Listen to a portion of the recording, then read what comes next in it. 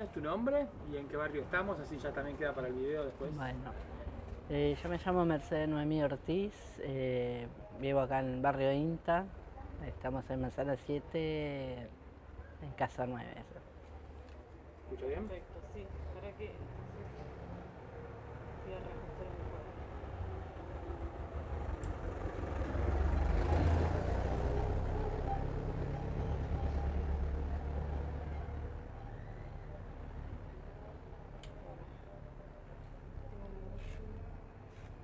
Liguria. Ahí va. Ya está. Bueno, Mercedes, como te decía, el trabajo que estamos haciendo es sobre la dictadura, así que la primera pregunta es, eh, ¿dónde vivías cuando comenzó la dictadura militar? Yo vivía acá en el barrio, que no era igual como está ahora, ¿Cómo era? era mucho más precario, eh, no teníamos agua potable, teníamos que ir allá abajo del otro lado, en las casas vecinas de acá, fuera del barrio, a buscar agua y a comprar y todo eso. No había mucho, todo era barro. Todo Casa de madera, de chapa de cartón, muy poca casa de, ¿cómo es que se llama?, de materiales. Primero vinieron los papás de mi mamá, o sea, la mamá de mi madre, con unos hermanos y hermanas que quedaron acá y no vieron en la televisión toda la revuelta que había por la política, que había tomas de casas y eso. No, mi mamá vio todo eso en la televisión y se quiso venir acá porque estaba la madre sola, bueno, estaba sola, pero estaba con mis tíos y estaba con 2 o 3 hermanas. Nosotros somos familia muy numerosa, quedó la mitad de mis hermanas allá, otra acá. Y bueno, de ahí empezamos a crecer acá. Yo tenía 3 años cuando caímos acá en el barrio. Y durante todo ese tiempo estuvimos trabajando, mi mamá trabajaba en la política, no trabajaba, sino que militaba con los familiares ya que estaban acá, que ya tenían contactos políticos. Y bueno, para ayudar a la gente, se hacía olla populares, todo eso, y bueno, eh, trabajaba también con la gente que estaba acá en la iglesia. Para los pibes muy mal, eh, más para la juventud. Se vivía todo el tiempo, en ese tiempo no dejaban que estén en la calle, los pibes eh, hacían campeonatos para recaudar fondos, para hacer veredas, para colaborar con la gente de acá del barrio más pobre. Y bueno, cada vez que se juntaban o se ponían así, venía la policía, los levantaba todo, muchos caían presos. Y por ahí lo sacaban en 2 o 3 meses, una semana, depende, y, y eran golpeados adelante de nosotros mismos, los golpeaban, entraban a las casas y todo, y no lo dejaban vivir, o sea, no nos hacían que nosotros nos vayamos de acá en ese momento, pero sí estaban como martirizando a toda la gente que estaban acá, no podían disfrutar de salir a comprar o de estar en la cancha.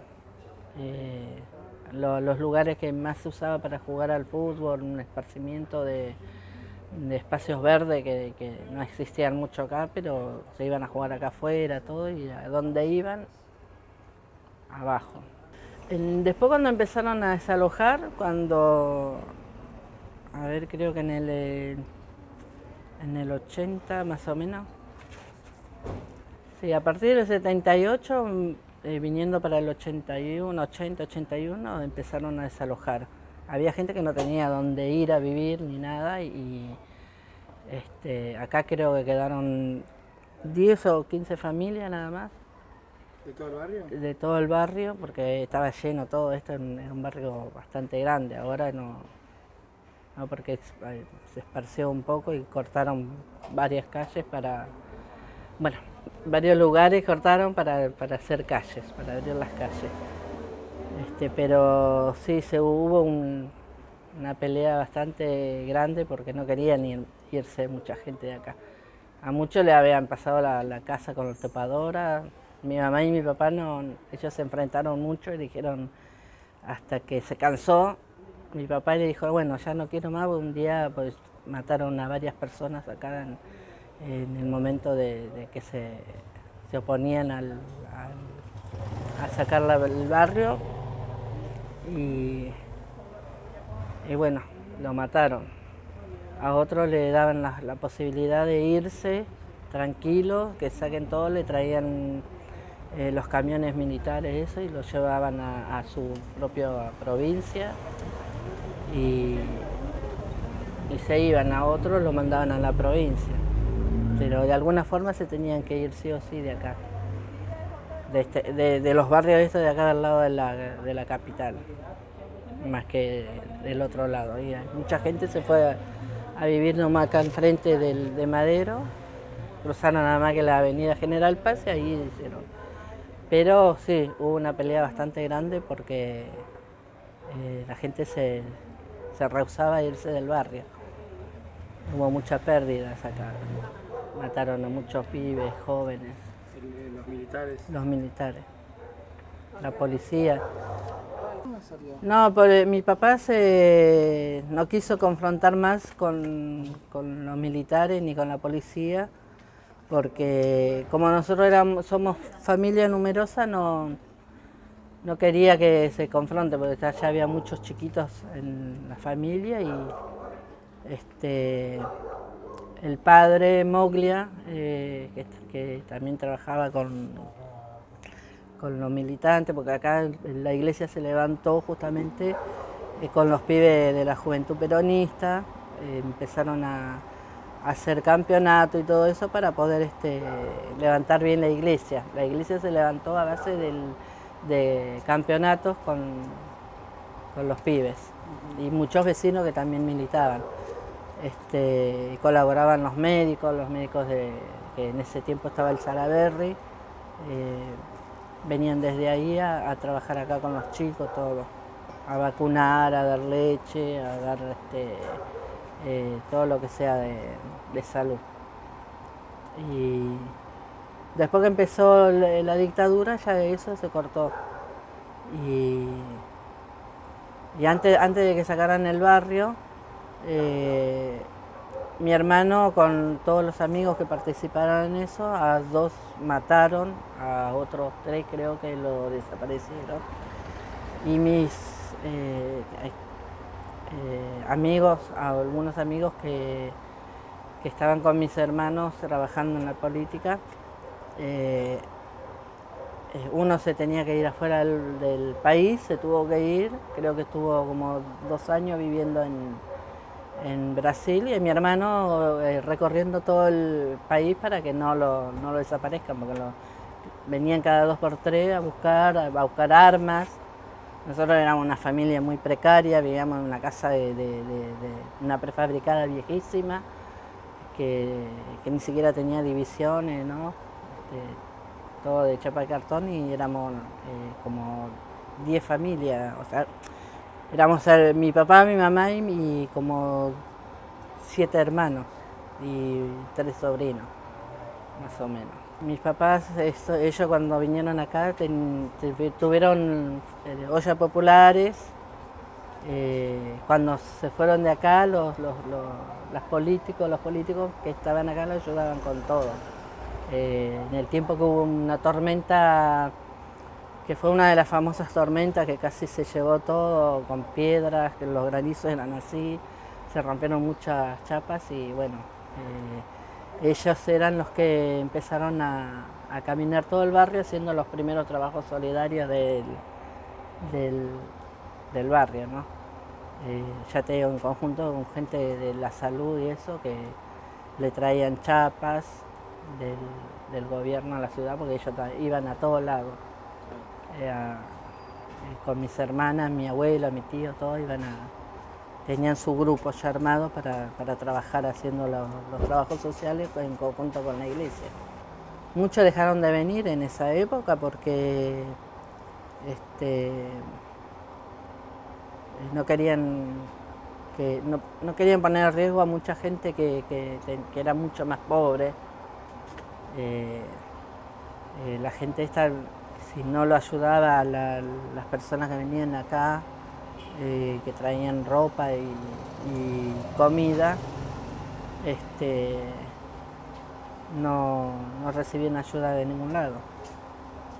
O sea, era estar todo el tiempo con pendiente de que, bueno, nosotros si nos juntamos acá tenemos que estar acá. A partir de la iglesia era ya salir con miedo. Ya los pibes no, ya te digo, mi hermano lo tenían de provincia en provincia porque a él lo buscaban más. Y bueno, mi mamá creo que, no sé si será por lo que nosotros habremos sido demasiado pobres y muchos chicos no la lastimaron, no lastimaron. Yo me acuerdo que entraban y te pateaban la puerta, rompían todo y te tiraban todas las cosas. Que nosotros ni siquiera mueble como para decir, bueno, tenemos acá la ropa guardada, no, nosotros teníamos una silla y ahí acomodábamos la ropita. No teníamos ropero, no teníamos nada, pero ellos venían, rompían y te preguntaban, ¿dónde están las armas? ¿Dónde están las armas? Y mi papá se quedaba ahí acostado y le decía, la única arma que tengo es la gomera que está allá, le dice. Pero todo. Y cuando yo me acuerdo una noche que había venido mi hermano creo que tenía 15, 16 años en ese tiempo, y estaba durmiendo. Y ya tenían como 10 pibes afuera en la calle, tirados todo contra el piso. Y cuando entraron ahí, mi mamá enseguida saltó de la cama y se fue derecha a la cama de mi hermano. Y el policía que entró lo agarra y le empezó a pegar a mi hermano así con la mano primero. Y le decía, dale, levántate vos. Y le decía malas palabras, todo. Entonces mi mamá lo agarró y le dijo, déjalo que yo lo levanto, dice. Y bueno, mi hermano así como pudo, se despertó, lo sentó ahí en la cama y vino otro, le quiso pegar con no sé cómo se llama, la escopeta, eso. Le quiso pegar así en la cara y mi mamá le puso así la mano. Porque ella sí lo enfrentaba, nunca le tuvo miedo y se iba atrás del patrullero con todos los pibes que se llevaban los patrulleros y se iban allá, hasta la 48 o a saber dónde. Pero ella se iba a pie, así, corriendo detrás del coso para no perder a mi hermano. Nunca lo perdió de vista, donde lo veía que lo llevaban, se metía. Así que no. Muchas veces paró la policía en la cancha cuando venían. Estaban los pibes en el campeonato jugando el partido, los agarraban a todos, los empezaban a pegar así, los tiraban al piso y a muchos le apuntaban así como para matarlo. Acá la cancha estaba más allá antes, porque el barrio hoy no estaba como estaba en ese tiempo. Entonces había más casitas, todo así, muchos pasillitos, y cuando sacaban corriendo a los pibes le tiraban tiros y los mataban así acá abajo en el bajito. A uno me acuerdo que vinieron, justo era el aniversario 25 de mi mamá, y terminaron un campeonato ellos y se vinieron todos los pibes a la casa de mi mamá, porque siempre ellos estuvieron con todos los pibes. Acá mi mamá tenía 9 hijas y 2 hijos varones nada más. Así que el que más anduvo en todo eso, en ese tiempo que tenía todos los pibes y eso, venían a mi casa y tenía mi mamá un patio grande y ahí estaba por festejar ese día el aniversario, y vinieron los policías, entraron, se levantaron a los pibes acá en la cancha y pasaron justo por el frente de la casa de mi mamá, y como todo esto era barro, se encalló, era no me acuerdo cómo se le dicen esas camionetas de antes que se usaba más en el campo. Y estaba lleno de chicos, de pibes. Y lo hicieron bajar para sacar del barro. Y entraron ahí en la casa de mi mamá y estaba había 2 cuñados míos, que uno vivía ahí con nosotros y el otro vivía enfrente de la casa de mi mamá. Pero justo por el cumpleaños, por el aniversario, estaban ahí y 2 pibes más, amigos de mi hermano. En ese tiempo creo que tenía 19 años el pibe, o 20 años. Y bueno, cuando salen ellos para allá, le dijeron, vení, vos levantá acá para que saquen la estanciera, creo que era. Bueno, entonces le agarró, le estaban ayudando y el pibe se escapa. En ese tiempo acá esto todo eran más pasillos más chiquitos, todo, las casitas bajitas así. Y el pibe escapó por acá, se metió así por allá, vino así corriendo, entró y por estos lados entró a la casa de una señora y le pidió por favor que lo dejara entrar. Y bueno, estaba así el pasillito y no sé si se cayó, se escondió en algún lado, la policía lo encontró y ahí nomás, punto. Le pegaron hacia acá. Y un par de tiros por acá en el cuerpo. Y era un pibe joven, todo. Eso lo resentimos casi todo porque era un pibe que trabajaba para el barrio, que hacía cosas para el barrio, no eran chicos que andaban robando ni nada. Y también de padres que eran muy pobres. Acá en ese tiempo era mucha más gente pobre que... Bueno, hoy no digo que somos todos millonarios, ¿no? Pero era muy precaria todo. Claro, después el padre le dio la oportunidad y armaron una asociación civil que era de la fundación, después se llamó así, la Fundación Moglia. Y bueno, compraron como la cooperativa o asociación civil, algo así, no sé cómo se llamó. Y todos los vecinos que quisieron y pudieron pagar las cuotas del terreno y se fueron a vivir, él lo llevó a Merlo, a los terrenos que habían comprado por allá y ahí empezaron otra vez. Y acá quedaron un par. Después volvimos otra vez, en el 82, 83 por ahí. Claro. Que yo ya tenía mi familia, tenía 2 chicos y había comprado también un terreno ya con mi esposo. Y yo vine después que me separé, estuve viviendo como 3 años allá y vine yo caí el 86 acá de nuevo. Y empecé de nuevo desde abajo. Y también empezamos otra vez con toda la política, todo. En ese tiempo creo que estaba Menem en el gobierno. Y bueno, la lucha fue muy, muy dura, ¿no? Porque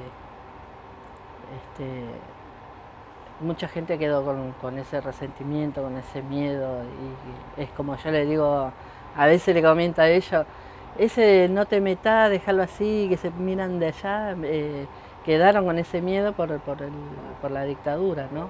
Porque hubo muchos desaparecidos, se los golpeaba apenas vos. Quisieron hacer un tiempo acá, pero con la gente que sí se animó, que no nos dejamos intimidar, pusimos la cara y empezamos de nuevo. Acá no atropellaron más a nadie. Se hubo a ver hasta hace cuánto, 2 años, 3 años atrás, ¿no? Un poco más, antes del COVID. Antes del COVID empezó a entrar la policía otra vez y a hacer acordar como un poco. Claro, estuvo la prefectura acá y entraban y querían pegarle a todos los pibes que encontraban en la calle. A mi hijo 2 o 3 veces lo torturaron acá revisándolo. Y yo tenía que ir porque yo me había separado, yo vivía acá y ellos tenían con su papá otra casa acá en el barrio también. Y cuando él venía para este lado, dice, ahora no me puedo volver porque tengo que ir, los policías me agarran, ya me pegaron como 3 veces.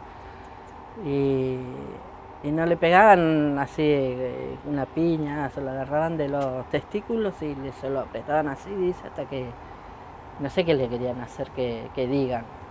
Y él le decía, no, pero yo vivo acá, me tuvo que venir gritando, y lloraba él ahí adentro, tenía 15 años. Ahora ya tiene como 23, sí, 23 años, porque era uno de mis hijos más chicos. Y me dice, no quiero salir, mami. Y yo le contaba, le digo, me hizo acordar cuando estaba la época de los militares, que los pibes no querían salir, eran las 7 de la noche y vos ya no podías andar tranquilo en la calle. Bueno, 7 de la noche no, la tarde. A veces a las 2 de la tarde ya tampoco te dejaban caminar. Y bueno, pero después empezó a cambiar un poco acá, nosotros. Mi mamá siguió con la política, todo. Fue una de las primeras que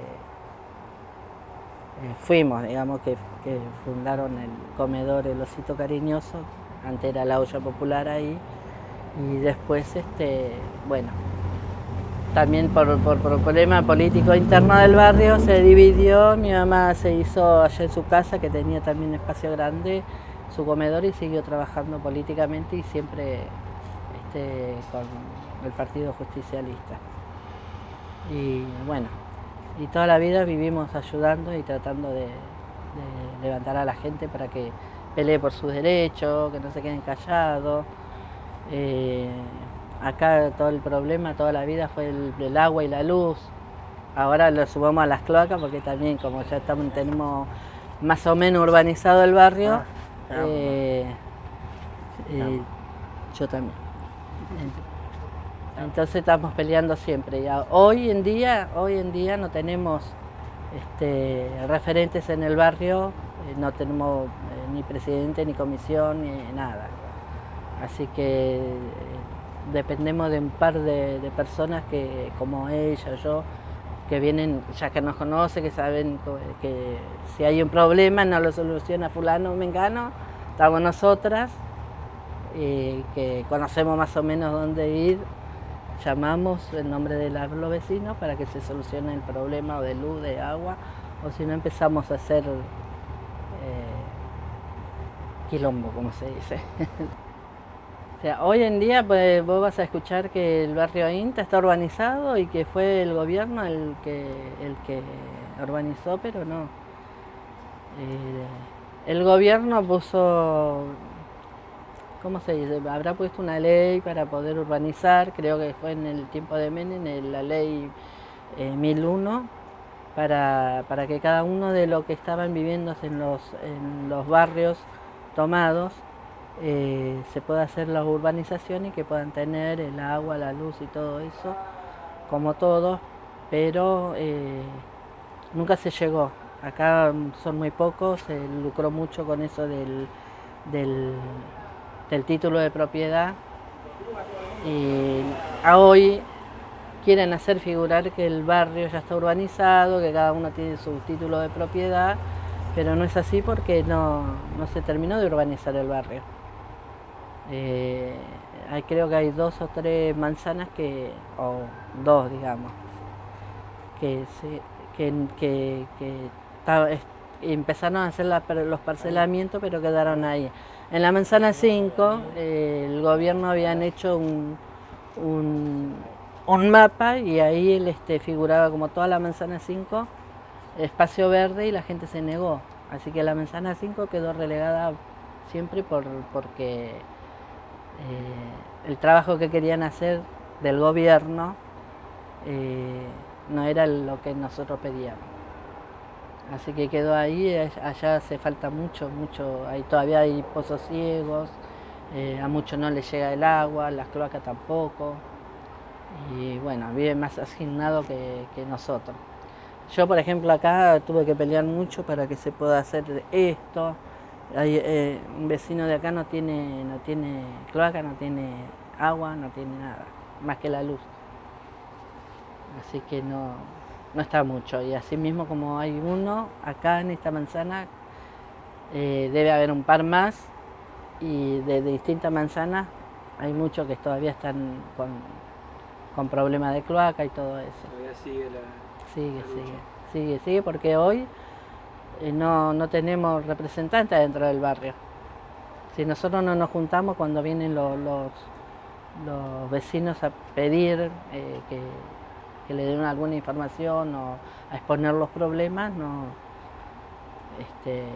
es más, muchos los que están en contra de lo que hacemos nosotros, dicen que somos locas, quilomberas.